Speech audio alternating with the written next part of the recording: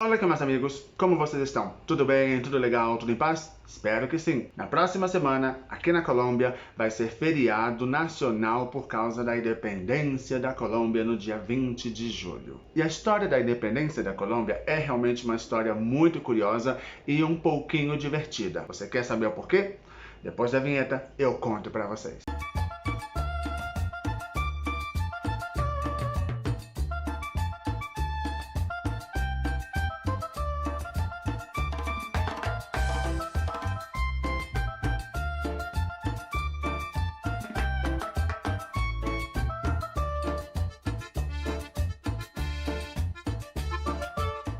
Como eu contei para vocês, na próxima semana temos o feriado da independência da Colômbia. E a independência da Colômbia é uma história que eu venho escutando essa história desde quando eu cheguei, porque as pessoas gostam muito de comentar. Eles sempre falam: você sabia que a Colômbia ela conseguiu sua independência por causa de um vaso de flor, por um vaso de planta? E eu sempre, acho que desde a primeira vez eu sempre pensava como: brigaram por causa disso? Então é uma história realmente muito conhecida por todo mundo aqui no país. Eu acho que desde pequenas as crianças já aprendem que a independência da Colômbia foi por causa de um vaso de flor. E eu vou explicar para vocês melhor o que significa essa história desse vaso de flor, que inclusive existe um museu muito bonito na praça da capital da República, Bogotá, que é um museu destinado apenas ao bendito vaso de flor.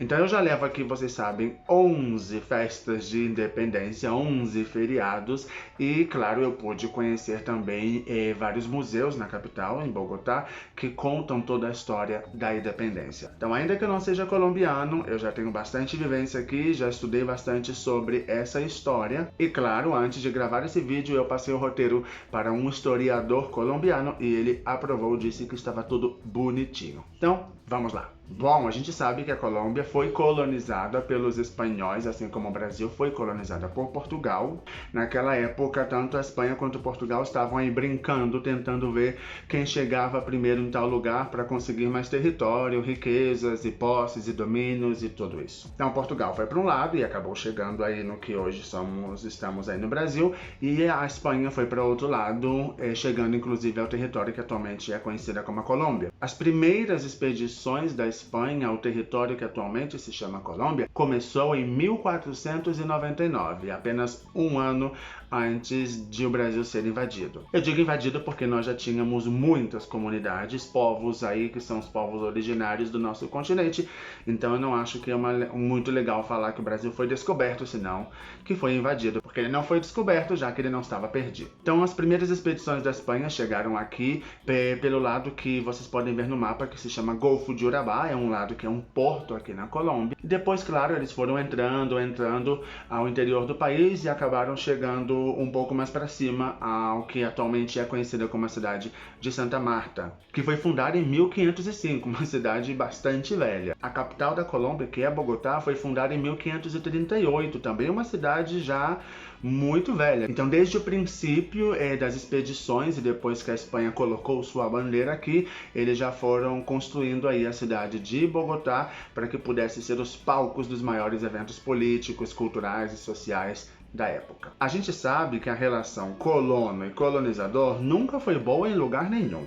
Porque sempre tem uma relação que é o quê? Baseada na imposição de ideias, na exploração de recursos. Por exemplo, os portugueses chegaram no Brasil e falaram com as comunidades indígenas: vocês vão ter que aprender português, porque eu não entendo a língua de vocês, então vocês estão errados, eu estou certo. A mesma coisa aconteceu na Colômbia, os espanhóis impuseram às comunidades indígenas que aqui também moravam sua língua, que é o espanhol. Então você vai trocar o seu idioma, vai trocar o seu Deus. Se antes você acreditava em vários deuses, agora vai ser apenas em um, que por via das dúvidas é o meu, que é o certo. Vamos trocar suas crenças, seus costumes pela religião católica. Suas roupas vão ser abandonadas, não importa se vocês estão no Caribe que faz um calor dos infernos, vocês vão ter que usar algodão e seda. E toda essa história que a gente também vivenciou aí no Brasil. Então as comunidades indígenas, elas eram enganadas por todos os colonizadores, principalmente na Colômbia, chegaram com muita ambição de encontrar metais preciosos, principalmente ouro. Então, se você não sabe, a Colômbia, o Peru, o México eram comunidades indígenas que trabalhavam muito com o ouro. Na Colômbia, inclusive, em Bogotá, tem o Museu do Ouro, que é muito bonito. Eu espero que algum dia vocês possam conhecer. Eles trocavam, por exemplo, pentes, espelho, qualquer porcaria vagabunda por uma peça de ouro, por um colar de ouro, que pertencia aos caciques, que pertencia aos altos mandos das comunidades indígenas. Então, claro, quando a Espanha viu toda essa riqueza de ouro, ela quis explorar. E por isso que na Espanha, quando você também visita, você vê nas igrejas e em todos os lados que são obras construídas com base do ouro levado lá do Peru, do México e também da Colômbia. Sem falar que os indígenas também eles eram escravizados e tinham que trabalhar para os colonizadores espanhóis sem vergonhas. Ou seja, nada do muito diferente do que nós tivemos que viver também com os portugueses no Brasil. E claro que ninguém gostava dessa situação, ninguém queria ser colonizado. Então já lá pela segunda metade do século XVIII já começava a ter aí uns descontentamentos, ninguém estava contente, ninguém estava feliz com a sociedade que tinha, a questão política, cultural. E ainda que naquela época não havia internet, nem WhatsApp, nem redes sociais, por aqui já começava a escutar umas fofocas, umas ideias contra a monarquia, contra o absolutismo, que uma revolução francesa aqui, que uma independência dos Estados Unidos ali, e a fofoca só rolava. Tudo isso, todas essas ideias e essas informações e notícias que chegavam aqui contribuíram para criar o quê? O ambiente de pré-independência da que era considerada nessa época Nova Granada. Depois que eles entraram e já colocaram sua bandeira, denominaram a Colômbia, o espaço da Colômbia hoje, como Nova Granada, claro, em referência a uma área, uma região da Espanha que é a colonizadora. Já vamos chegar na parte que fica quente essa história. E o barraco, a confusão começou a ferver mesmo em 1781, quando a Espanha decidiu aumentar os impostos para a colônia, porque ela queria ajudar os Estados Unidos a se independizar. Ou seja, como dizia minha mãe, fazer o milagre com o santo alheio. Então, em uma pequena cidade chamada Socorro, que fica no departamento de Santander, um grupo da época de pessoas que estavam inconformes com isso, eles eram chamados de comuneiros, e eles decidiram criar o seu próprio governo, suas próprias regras, leis, inclusive suas próprias forças armadas. E o curioso é que eles não tinham essa ideia de querer quebrar a relação com a coroa espanhola, com a colonizadora, senão eles queriam apenas ter mais condições justas. Eles queriam ter, por exemplo, o direito de ajudar a escolher quem os representaria, de ter voz, de realmente ser um ser humano que pudesse participar de uma sociedade. Então, depois dessa ideia dos comuneiros, a gente se encaminha para outro termo, outro título, que eram os filhos dos espanhóis que nasciam aqui nesse território na América. Eles eram chamados de criollos. E, claro, discriminados pelos europeus nascidos na Europa. Então, os espanhóis, por exemplo, que nasceram na Espanha, se sentiam muito superiores e acabavam criando todo um processo de discriminação muito vergonhoso a todos os filhos dos espanhóis nascidos na América. O povo realmente não tinha mais o que inventar da vida. Ao invés de ver a natureza, de fazer um arroz, limpar uma casa, ia discriminar as pessoas. E é justamente neste ponto que a gente chega a esse processo de pré-independência da Colômbia. E vamos conhecer agora o famoso, muito famoso, Florero de Llorente. Um floreiro, no português, é um vaso de flor. Sabe esse vaso que você coloca uma flor dentro? Um vaso bonito que você escolhe, aí você coloca uma flor dentro para decorar a sua casa? Esse vaso de flor, no espanhol, se chama florero. E é daí que surge a ideia de que a Colômbia conseguiu sua independência por causa de um vaso de flor. No dia 20 de julho de 1810, um domingo, dia tranquilo, dia de ir ao mercado, fazer suas compras. Então lá você encontrava os camponeses, os produtores agrícolas, que eles levavam seus produtos e trocavam e vendiam com os comerciantes. Tudo isso acontecendo na Praça Central de Bogotá. em que tínhamos o quê? Uma sociedade que estava revoltada pelas injustiças e principalmente pelas discriminações que sofriam as pessoas nascidas na América. Então, um grupo dessas pessoas que estavam realmente interessadas em trocar essa situação, eles estavam procurando uma razão, um motivo, uma faísca que desse assim o fogo da independência. O que chamamos no português agora de caça-treta. Um dos líderes desse grupo denominado de criollos, que eram os filhos dos espanhóis nascidos na América, pensou: por que a gente não vai até o comércio de fulano, que se chama José González de Oriente, um espanhol, nascido na Espanha, orgulhoso, discriminador? Por que a gente não vai até lá no comércio dele criar aí uma treta, caçar uma confusão? Vamos fazer o seguinte, vamos até lá e vamos pedir um vaso de flor emprestado para que a gente possa utilizar em um evento que vai haver na cidade. Como nós somos criollos, o espanhol metido não vai querer nos emprestar nada. O que aconteceu?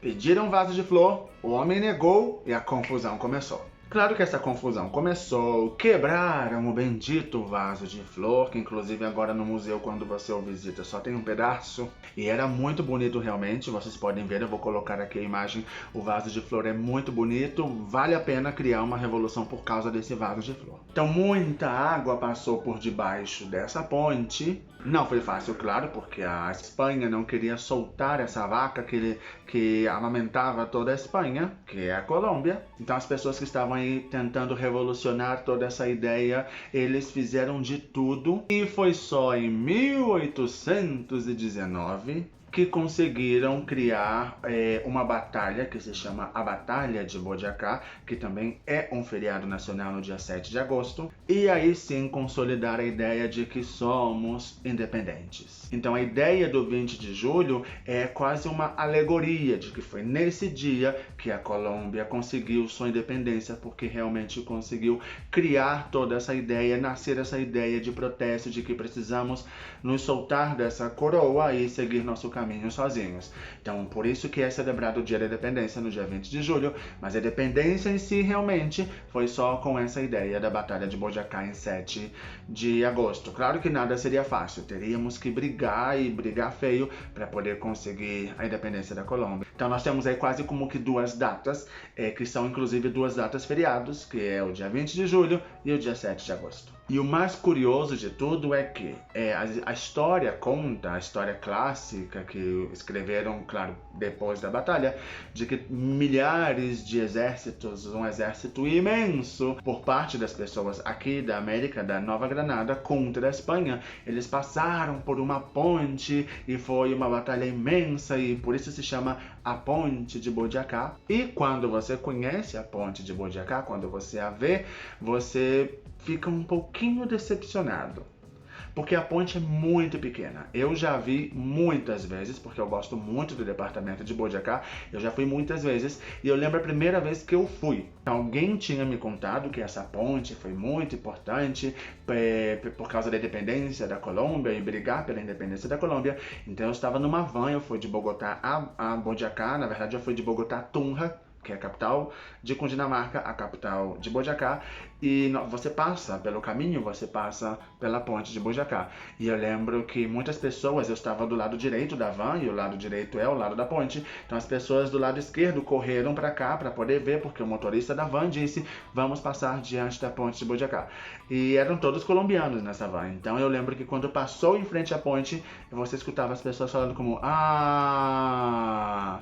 Então eu pensei como, o que aconteceu? As pessoas não estão felizes por ter conhecido essa ponte?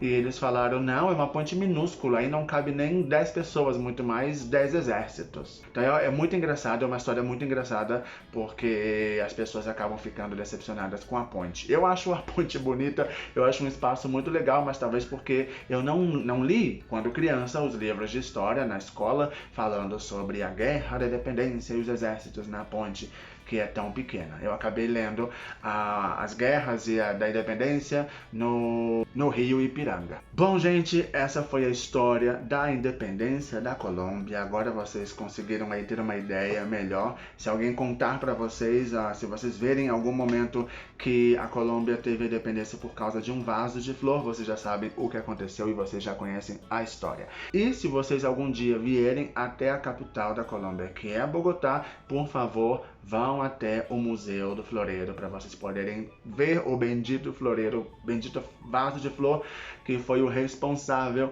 pela independência da Colômbia. Muito obrigado por assistir esse vídeo. Se você gostou, você já sabe, curte, compartilha, dá like, me gusta. Deixem aqui nos comentários, por favor, o que vocês acharam dessa história da independência por causa de um vaso de flor. Eu quero saber se vocês também acharam divertida, se vocês acharam curiosa, se acharam muito exótica. Então deixe tudo aqui que eu quero ler e comentar. Nos vemos no próximo vídeo. Tchau. Fui!